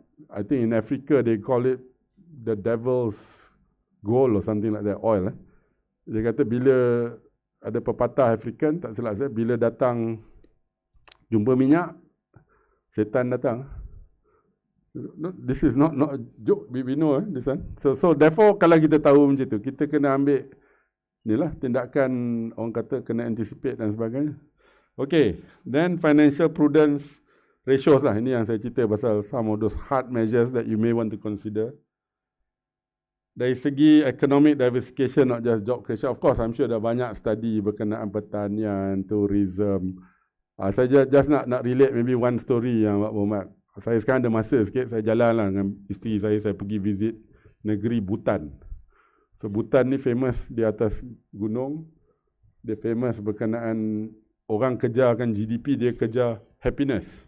Kan ada, dia kata, we want to be happy country. So member, kawan-kawan tanyalah, betul ke dia happy? Saya kata, entah, nampak macam happy lah. Tapi saya jumpa dia punya KSN, saya actually cuti, tapi ada kawan perkenalkan, dia punya ketua setiausaha negara dia lah, Chief Secretary Government. Nama dia Mr. Karma. Saya kata, oh, Chief Secretary pun nama Karma. Bila dia senyum, kawan saya nampak, dia kata, oh, dia punya smile line. Dekat mata ni banyak macam smile line. That means dia banyak senyum lah. Saya punya gambar banyak frown line, semua kerut. Dia ada. So nama dia Karma kan. Baik orang dia. Tapi dia kata sekarang dia not so happy bila you dig a bit, because dia punya raja about 15 years ago, daripada absolute monarch, dia kata jadi democratic, constitutional monarch. Dia buat election. 10 tahun 3 kali tukar kerajaan. So yang civil servant ni adalah macam TCS, you all ada kan, tukar. So dia kata dah orang dah tak happy, dah kata oh dah tak stable. Macam-macam lah, ada kes dadah lah apa semua. Ini Bhutan. Tapi antara yang menarik saya nampak, dia buat by law. Saya tak tahulah sama ada praktik tidak, dia punya kesenian ni. So saya pergi ada sekolah ni, dia buat apa ukiran, buat apa semua ni. So by law, tiap-tiap rumah atau public building dia kena guna pintu ke. Jadi orang ni yang buat yang ukir ni semua, dia ada kerja lah. Tapi bukan di Bhutan je. Kalau saya tengok di Switzerland, kalau kita dapat peluang lalu Switzerland, memang negara yang amat kaya. Tapi kalau kita tengok tiap-tiap kampung tu, dia ada, kalau bumbung dia satu cara. Tiap-tiap canton, dia panggil canton or valley ni lain-lain. So dia memang, dia betul, dia very proud lah, dia punya tradisi dan sebagainya. So by law, almost they have to go to the artisan yang buat ni. Di Bhutan pula, dia punya national costume tu, national dress dia, semua orang kena pakai. Awak swasta ke, awak kerajaan, semua kena pakai. That means, orang yang duk weave ni, yang buat ni, yang tenun ni, ada kerja. Saya tak tahu whether practical. This may be a small thing. Pada saya, katakanlah tiap-tiap projek you buat, you kata kena pintu, kena buat daripada macam ni. To the developer tak besar pun. You know, I don't know, it's just a small observation dari segi ni semua mungkin ni. Now, of course, last tadi, good human capital, I kata, dia dah ada good base daripada educational achievement. In fact, macam sekolah imtiaz dari segi nilai-nilai agama dan sebagainya. Saya dah visit dah dekat Besut, MRSM, Ulul Albab dan sebagainya. Bagus, very good. Tapi kalau boleh, saya tak tahu mungkin dah buat. Ada communication skill banyak. Kita dulu, masa saya di Khazanah buat program untuk dipanggil SLIM punya program. Untuk kita banyak inject kan, suntikkan communication skill. Budak-budak kita bagi dia orang confident dan sebagainya. Tapi digital actually. Now digital, I think the broadband kena kuat yang maklumat. Sekarang kerajaan baru pun dia nak buat apa, broadband TM nak buat luar bandar lebih. Of course nak benda ni alat lah. Boleh baik pun boleh tak baik pun boleh juga. And then entrepreneur tadi. Entrepreneur flair. Because then you can compete. The global marketplace now, e-commerce dan sebagainya lah. Boleh mula lah. Walaupun, you know, mungkin dari segi culture tu panjang sikit cerita dia. Tapi ini sebagai satu permulaan dan continuation. So, sebagai summary-nya, Alhamdulillah, I think the mega trend kita dah cover. Kita dah cover tentang kepentingan to guide the right balance, inclusive dan transformation. We've shared very briefly 2 case studies. And insyaAllah, much potential breakthrough pathway for Terengganu. InsyaAllah. Jadi dengan itu saya mengundur diri buat masa ni. Mana yang baik dari Allah Ta'ala, yang mana kurang ni saya minta maaf kekurangan saya sendiri. Terima kasih banyak. Wabillahi taufik wal hidayah. Wassalamualaikum warahmatullahi wabarakatuh. Waalaikumsalam warahmatullahi wabarakatuh. Untuk seterusnya adalah sesi soal jawab. Dimohon untuk Tan Sri kekal di pentas, dan kepada mana-mana hadirin yang mempunyai sebarang persoalan untuk diajukan kepada yang berbahagia Tan Sri, boleh maju ke hadapan ke mikrofon yang disediakan. Dipersilakan kepada mana-mana hadirin.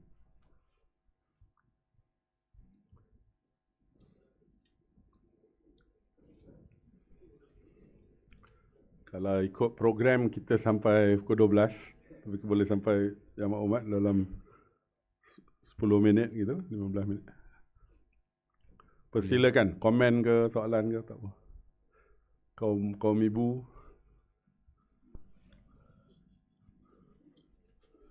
Jika ada lah. Saudara Mazli.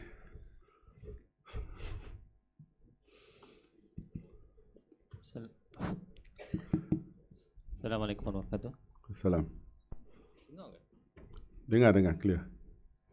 Saya Muhammad Tan Sri dan rakan-rakan sekalian. Saya probably just get the ball rolling lah kot. Saya.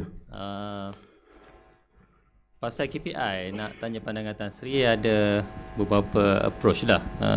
Saya pernah attend juga talks daripada Datuk Idris Jalal masa dia dengan Mas dulu.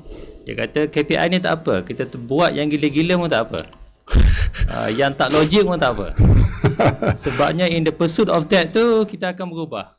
We going to be transform ourselves jadi orang yang baru, attitude pun berubah, cara kerja berubah walaupun tak capai KPI. Jadi minta komen. Ya, rakan saya Datuk Idris Jala. Sebenarnya saya kalau satu hari saya tulis buku, belum tulis lah pun lagi. Mungkin ada chapter kata headhunting the headhunter lah. Saya kena cari CEO Mas masa tu. Saya tak kenal Idris Jala sebenarnya. Saya ingatkan, frankly dia orang Islam kan, Idris nama. Jadi kawan lah lepas tu, Idris. Saya tanya 2-3 orang, kawan-kawan senior lah. Tan Sri Megat was one of them, Datuk Taruma. Tanya, I kata, who's the best turnaround artist in the country? Out of the 3 orang, 2 orang kata, nobody knows about this guy, Idris Jala. Dia dekat Shell Sarawak masa tu. Saya call dia. Masa pelancaran 7 hari bulan Julai 2005, he was the only non-JLC fellow in the room. Saya nak cuba tunjuk kat dia apa yang kita trying to achieve lah. That time nak cuba turn around Mas. Yang kenal dia seorang je, Tan Sri Hassan Marikan. Pasal Tan Sri Hassan dia Shell Petronas kan, dia kenal. So Idris, memang Idris punya tagline apa? Big, fast results, right? BFR. Ini dia punya tagline. I think setengah penulis kata big, hairy, audacious goal. BHAG lah. You kena aim gila-gila. Personally, saya bukan kata tak suka, saya style lain. I don't go for the big, hairy, gila-gila punya. Bagus lah kalau you boleh buat, bagus lah. Because I think you macam, I suppose you imam semayang lah kot. Your makmun kena boleh ikut, tak boleh ikut kan. Kalau you rasa dia boleh ikut, okay lah. You whack lah, 1 juz, no problem. Kalau you belakang lentok lah, tak boleh. Then berat sikit lah. No, if you can do, great. But I know what Idris means lah. Of course orang kata you aim for the sky, for the moon, you landing atas pokok kelapa pun okay lah. You quite tinggi kan. But sometimes saya tengok kalau the target ni terlampau gila-gila, satu orang boleh give up. Yang kedua kadang dia boleh ambil risiko yang gila-gila. On the other hand, kalau terlampau lembik dia punya target, of course lah, yang ni kata, alah ini tak ada apa. Or worse, dulu dia kata, okay, actually target kita macam ni dalam boardroom. Tapi kat luar kita cerita bawah sikit boleh tak? Kata tak boleh. Mana boleh ada 2-3 muka, tak boleh. Dia kena ada 1 muka je kan. That means, this is it, right? There's no gaming lah, tak boleh. Itu pendapat saya. But to be honest, ni bukan perkara pokok lah. Ini perkara style. Boleh, tapi kalau you boleh carry, bagus lah. That means you capai tu lagi ni. And then whether boleh lekat ke tidak. Kadang you can achieve in 1 year. You cost cut, everything okay. First, second year okay. Tapi lepas tu mungkin you're not investing enough in future growth. So ni semua pentadbiran. So that's a view lah. Terima kasih. Saudara Mazli, that very good question. Terima kasih. Seterusnya, dipersilakan.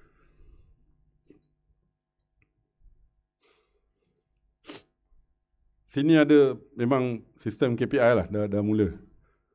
Ada So itu banyak orang jok-jok lah yang Mak Muhammad, dia kata KPI ke KOPI? Tan Sri dia kata boleh lah, dua-dua pun boleh, tapi KOPI untuk KPI lah, KPI pun untuk yang lebih baik lah, itu je. Okay, sila. Assalamualaikum Tan Sri. Assalamualaikum. Actually just nama Cik?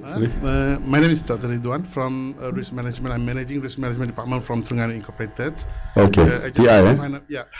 I just want to, at least Tan Sri can share how structures of risk management in Khazanah so that we can adopt the same culture. Okay, thank you. Actually, ni boleh import punya player tak? Pemain import. Pasal Datuk Zainal actually was my chief risk manager. Nal, kau ingat kau datang Terengganu dapat makan nasi dagang je, bukan kopok. Oh, tak tahu apa. Datuk Zainal was my chief risk officer, very strict. Semua orang takut kat dia dulu. I pun takut actually. Terima kasih lah. Boleh di sini ya? Boleh dengar? Saya sebenarnya demam ni, so suara kau tak clear sangat. Sudahlah Nal, you are the champion. Okay. Please. Sebenarnya masa kita start Khazanah pun, Tan Sri Azman pun dah cakap kat saya, kita will be guided insyaAllah. Kan, because masa tu saya join pun gaji pun tak tahu, tapi join je lah sebab semangat ni macam big audacious goal juga lah, even though he didn't say it. So he wanted to do what is best for the country. And I think the most important part is to stage your risk management in stages. Dia nak buat semua sekali pun tak boleh juga. Macam semayang juga lah kan, kita start slowly dulu. Macam whistleblowing, kita stage it bila dah ada sistem proses. So banyak company saya pergi, first thing tanya nak buat whistleblowing, nak tangkap orang salah, tapi kalau sistem tak ada proses tak boleh. So risk management ni kena ikut pada dia punya rate or readiness. Kalau tak ready, jangan buat cepat sangat. Tapi yang certain thing macam Tan Sri Azman kata, the black and white switch tu very clear lah. Kalau salah, salah, betul-betul. Tapi dari segi implementation tu kita kena stage. So macam for example Tan Sri Azman always tell me or tell people, kenapa tak invest in China? Semua orang pergi China. Kita tak ada resource, tak ada capability. Bila dah ada capability nak invest in China, baru kita invest, masa tu berconfidence sikit and so on. Even when invested in China pun kita invest first through IPO in Hong Kong, Tan Sri. So benda ni kena ada guna akal lah, kita punya, kita kata kebijaksanaan insyaAllah, ataupun minta nasihat orang yang ada pengetahuan lebih baik lah. Jadi kena buat stages, tak boleh rush through.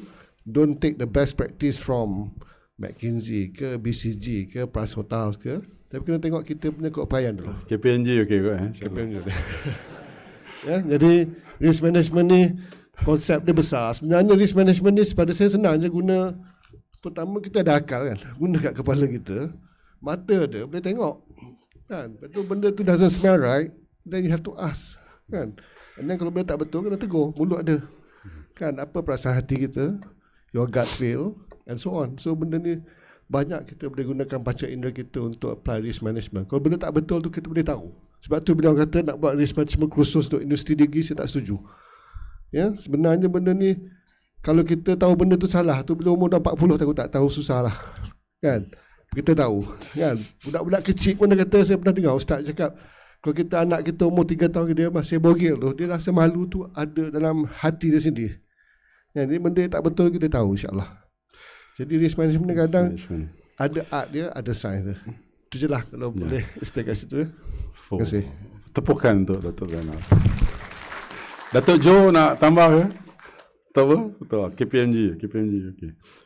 Kalau boleh saya tambah sikit lah Dr. Ridwan. Datuk Zainal memang, actually perkataan risk ni very interesting. Saya ada buat kajian sikit lah. Saya pernah dijemput World Islamic Economic Forum bagi bukan keynote lah, on a panel pasal risk. So, bila kita kaji sebenarnya perkataan risk ni walaupun disputed, tapi I think the most likely source of the word is perkataan risky actually. Risky. So dalam risk tu ada risky actually. Pasal tu yang tak ada risk ni itu riba kan. Dia kata that means you dapat a fixed return, that means you're not taking risk. So ramai orang persepsi risk management ni satu, orang kata bukan negatif, satu ini tak boleh, itu tak boleh, ini tak boleh, itu tak boleh. True up to a point pasal di system control kan. But from what I can see, the best risk managers understand that dalam risk tu ada risky. You nak kena cari. Dalam risky tu pun ada risk. Nampak So kalau orang kata governance, kalau kita tengok coin tu, one side is actually dia kata conformance. Ini tak boleh, itu tak boleh. Governance. Orang ingat governance ni negatif. No.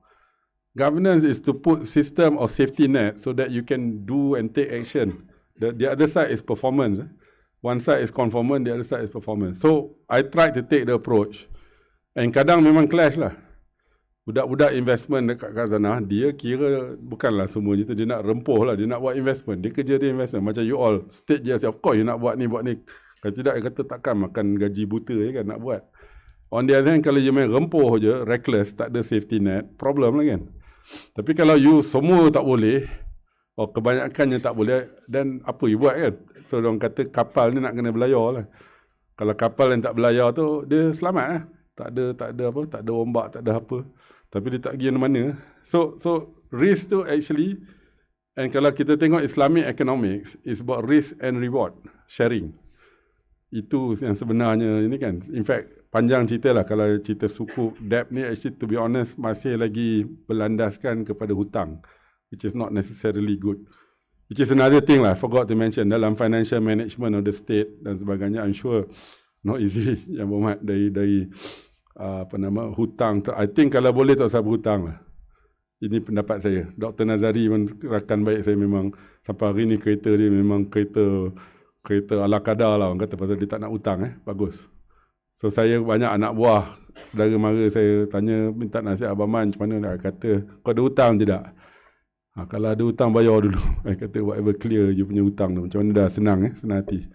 Similarly at the national level, of course, so kalau I think this is part of good prudential management InsyaAllah, of course you kena balance lah banyak macam. Okay, sila, sorry. Bismillahirrahmanirrahim. Nama saya Zainal daripada TDM Berhad.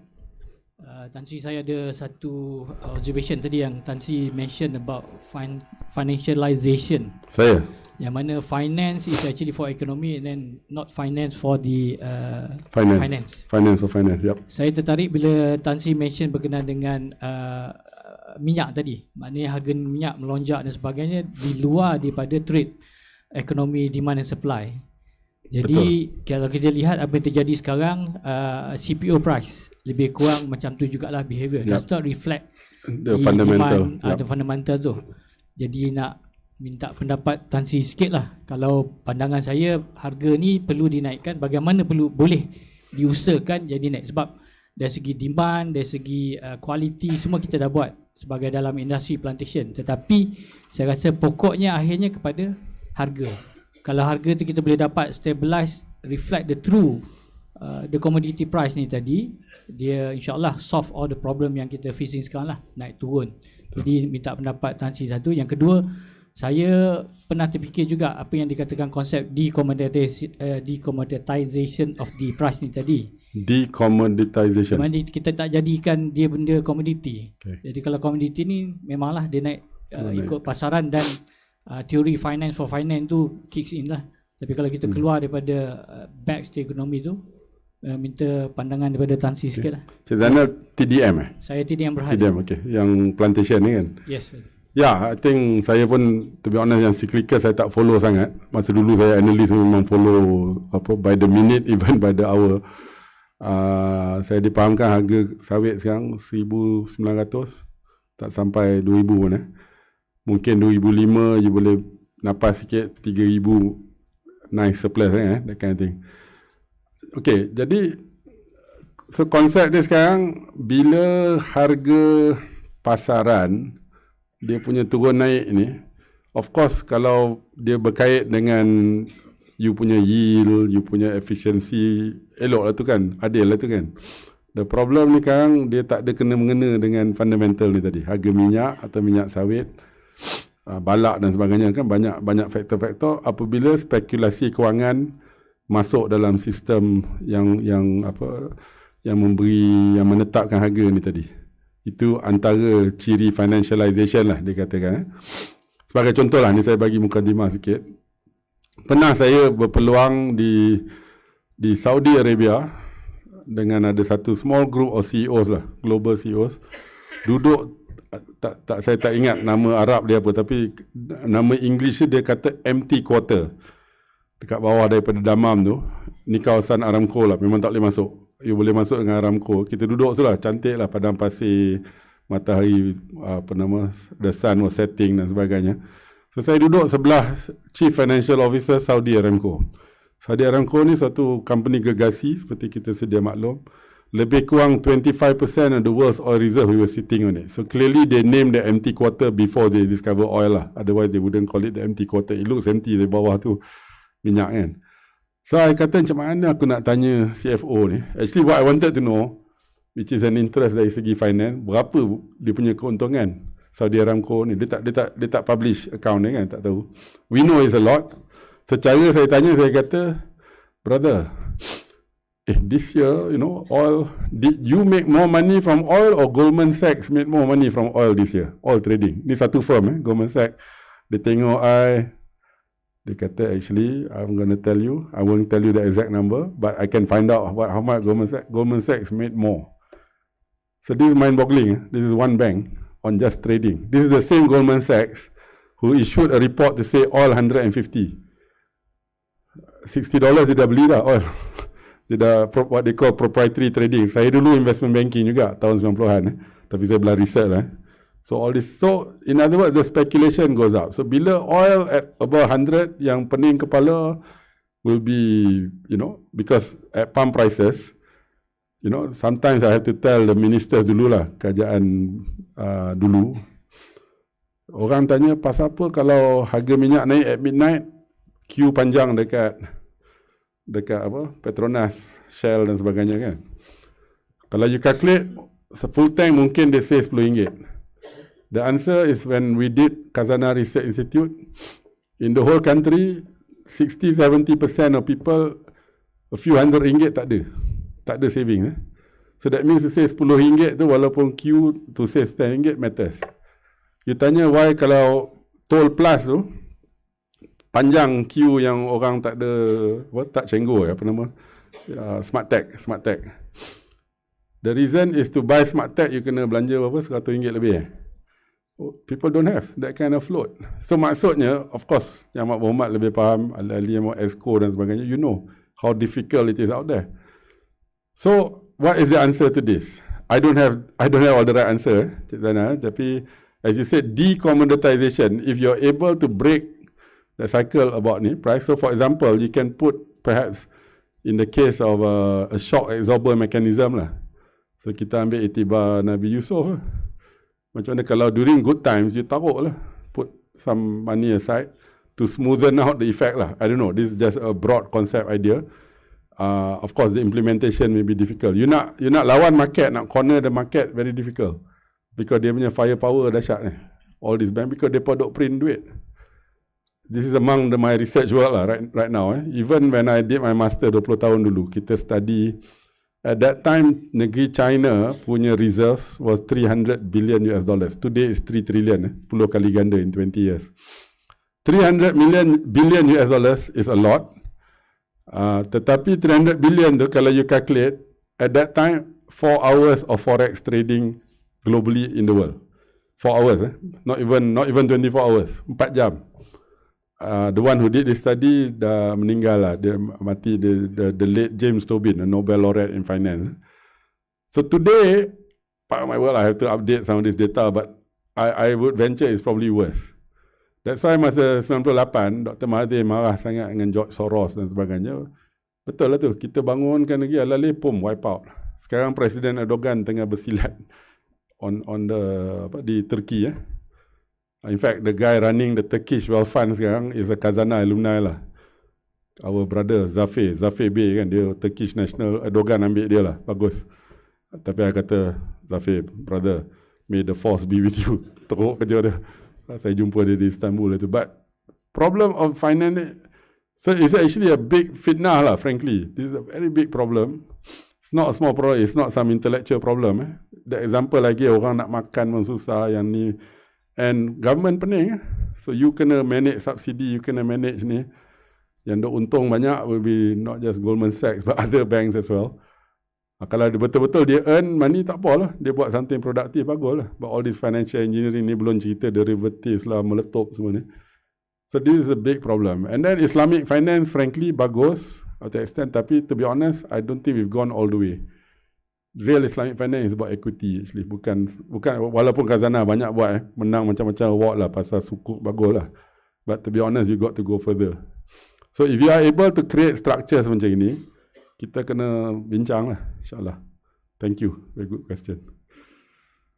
Terima kasih Yang Berbahagia Tan Sri atas perkongsian ilmu yang telah disampaikan kepada kita. Hadirin sekalian, acara seterusnya adalah penyampaian cenderahati. Pihak majlis dengan segala hormat dan sukacitanya menjemput Yang Amat Berhormat Dr. Ahmad Samsuri bin Mokhtar, Menteri Besar Terengganu, untuk menyampaikan cenderahati kepada Yang Berbahagia Tan Sri Azman bin Mokhtar. Dipersilakan Yang Amat Berhormat Dr.